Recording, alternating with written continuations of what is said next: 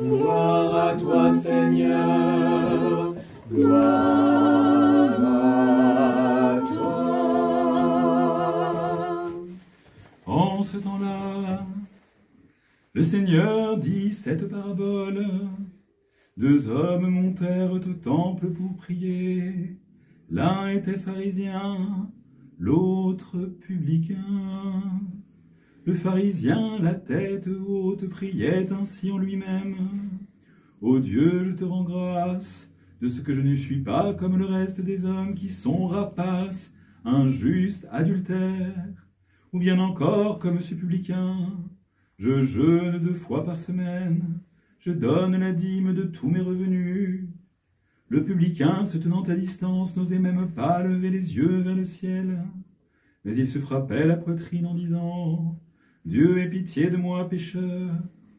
Je vous assure que ce dernier descendit chez lui justifié, et l'autre non.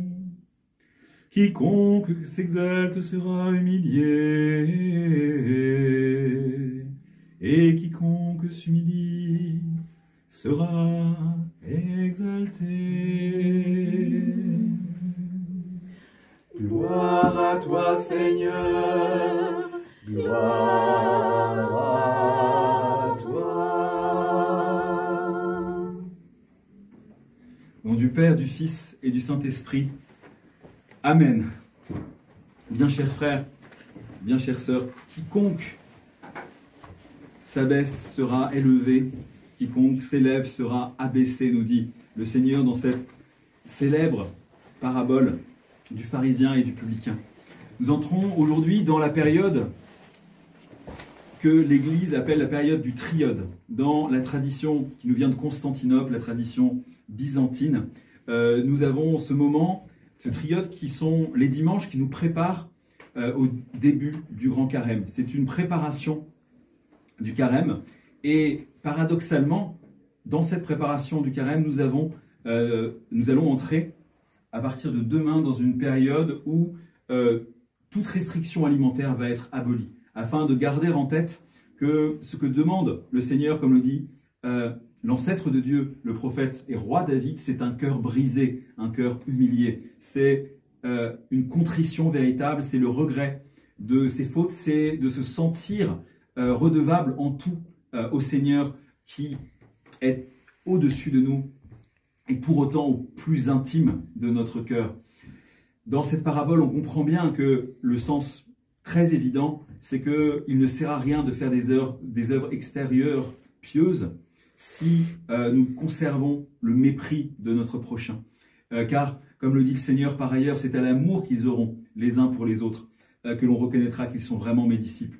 Or, aimer, que ce soit Dieu ou le prochain, ça consiste précisément à avoir toujours de la bienveillance, à ne pas se comparer aux autres à leur détriment, car nous ne savons pas ce qui se passe en leur cœur, nous ne savons pas quelles sont les batailles qu'ils livrent, nous ne savons pas quel est leur passé, quels sont les traumas qu'ils ont subis. Bref, on ne peut pas juger qu'on est supérieur à quelqu'un, quand bien même le verrait-on commettre un péché, parce que ce que l'on voit, c'est le péché, mais jamais le repentir. Ce que l'on voit, c'est ce qui est extérieur, mais pas ce qui est intérieur. Ce que l'on voit, c'est ce qui frappe notre regard, mais ce n'est pas ce qui est sous le regard de Dieu. Souvent, lorsque je commente cette parabole, je me dis que elle est tellement riche que tout ce que l'on peut en dire est absolument infini. En y repensant hier, en préparant cette liturgie, je pensais aussi au fait que finalement, le pharisien de la parabole, il est orthodoxe. À l'époque, la synagogue est l'église du Christ. Comme le dit saint Augustin, il n'y a jamais eu d'autre religion que la chrétienne, puisqu'il y avait une vraie église qui attendait la venue du Christ pendant l'Ancien Testament. Et à partir, évidemment, de l'incarnation du Seigneur, de sa mort sur la croix pour nos péchés, de sa résurrection, de son ascension et de la Pentecôte, eh bien, il y a eu l'église du Nouveau Testament qui fête le Christ qui est déjà venu et qui reviendra en gloire. Mais finalement, c'est cette même église, cette continuité de l'église, de la vraie église de Dieu qu'on peut constater. Or, le pharisien, étant un homme de l'Ancien Testament, étant un personnage dont le Christ parle au moment où il commence à prêcher, et donc quelqu'un qui est un orthodoxe, qui est dans la véritable religion et qui suit tous les préceptes et tous les commandements de cette religion. D'ailleurs, on remarquera que ce qu'il affirme comme pratique extérieure principale, ce sont des choses que nous avons gardées dans l'Église chrétienne, c'est-à-dire jeûner 2 fois par semaine. Les Juifs le faisaient, les Juifs de l'Ancien Testament le faisaient le lundi et le jeudi. Nous le faisons le mardi et le jeudi, nous le faisons le mercredi et le vendredi. Mais pour autant, c'est la même demande que fait l'Église, que nous abstenions de certains aliments pour éprouver notre corps, pour nous rappeler que nous sommes avant tout des êtres spirituels et que ce qui compte, c'est notre lien à Dieu et la santé de notre âme, davantage que notre attachement à une alimentation agréable. Donc, nous purifier 2 jours par semaine, c'est quelque chose qui est important. Et la question de la dîme, puisqu'il était obligatoire de reverser 10% de son revenu à la synagogue à l'époque. Et ça fait partie des préceptes qui continuent d'être les préceptes de l'Église aujourd'hui, même si voilà, tout le monde ne le fait pas nécessairement. En tout cas, ça fait partie des choses que l'on doit s'efforcer de faire, de donner la dîme à l'Église. Et pour autant, ces pratiques extérieures, ces pratiques orthodoxes, ne suffisent pas à justifier le pharisien, car justement, il s'enorgueillit de ses pratiques et estime être juste. Estimant être juste d'un certain point de vue, il estime ne plus avoir besoin de Dieu. Lorsqu'il monte au temple, finalement, ce n'est pas une prière qu'il fait au Seigneur, c'est plutôt un soliloque, un monologue dans lequel il se félicite d'avoir tout accompli finalement et d'une certaine manière d'être déjà sauvé. C'est la raison pour laquelle la parabole du pharisien et du publicain a aussi à voir avec une question qui est fondamentale, qui est: qu'est-ce qui nous sauve? Sont-ce les bonnes actions, les bonnes œuvres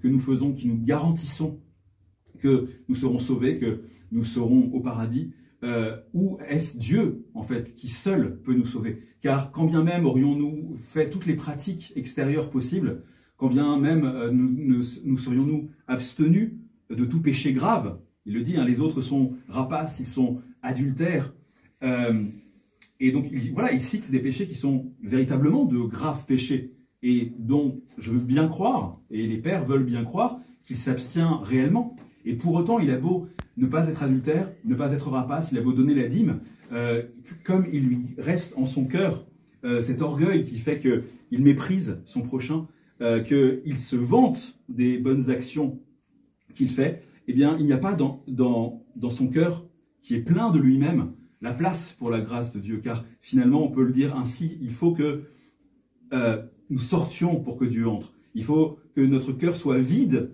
de toute vaine gloire, vide de tout orgueil, pour que Dieu puisse y faire son trône et y instiller par la grâce de l'Esprit Saint sa présence.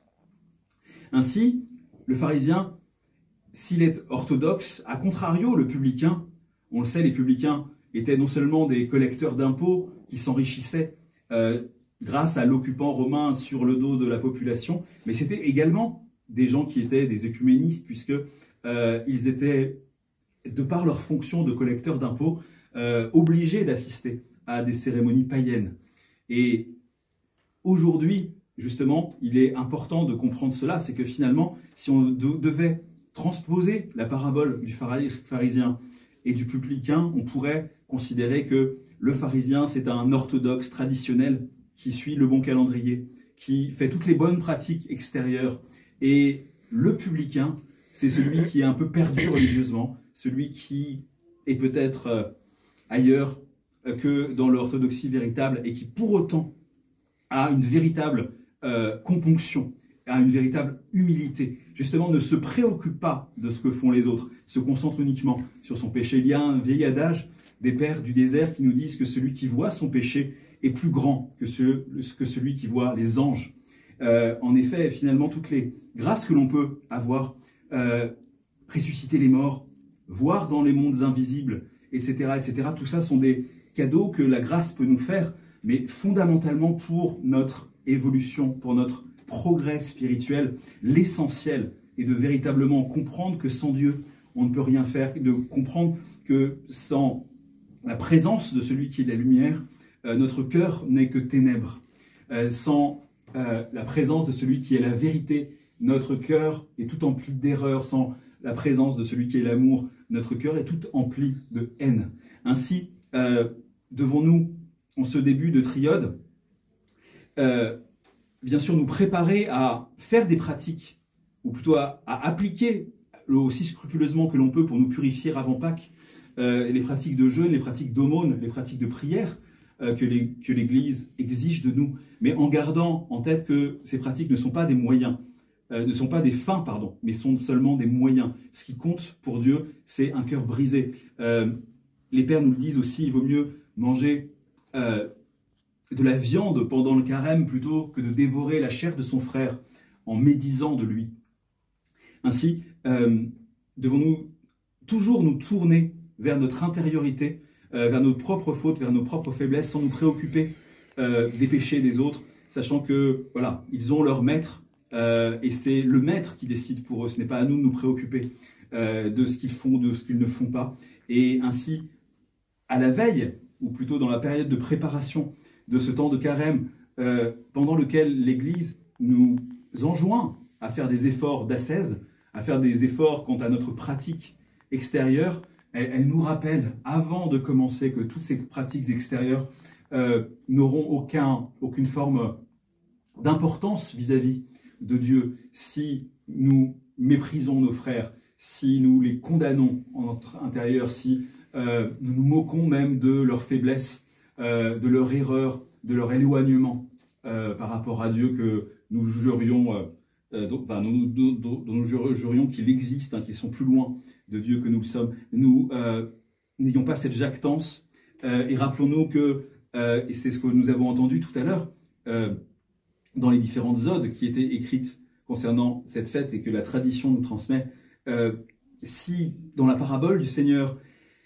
il y a un pharisien qui est effectivement vertueux extérieurement et pour autant plein d'orgueil et donc imperméable à la grâce divine, et un publicain qui est objectivement quelqu'un qui pêche mais dont l'humilité le sauve, eh bien dans notre vie nous avons souvent finalement le pire de chacun de ces personnages en ayant souvent l'orgueil, et moi le premier, du pharisien et le péché du publicain. Il faut inverser la vapeur, comme on le dit très simplement, et voilà, tenter de faire des efforts dans notre ascèse, dans nos pratiques, tout en sachant, tout en comprenant que cette tentation que nous avons de nous enorgueillir de tout ça est véritablement démoniaque, car comme le dit le Seigneur par ailleurs, même si nous avons accompli toutes les prescriptions possibles, nous ne sommes jamais que des serviteurs inutiles. Dieu n'avait pas besoin de nous.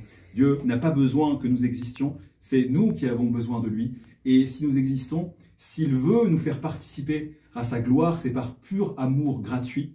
Et d'une certaine manière, il faut se rappeler que Dieu ne nous doit rien. Ainsi, pour nous avoir vis-à-vis de lui la bonne position qui est une position de totale reconnaissance, d'amour absolument absolu, de gratitude infinie, car malgré toutes nos faiblesses, malgré le fait que nous soyons des créatures, que nous soyons créés mais en plus déchus, eh bien, il veut régner avec nous, il veut nous faire partager sa vie, il veut nous faire partager son amour, il veut nous faire partager sa gloire. Puissions-nous régner avec le Père, le Fils et le Saint-Esprit pour tous les siècles des siècles. Amen. Amen.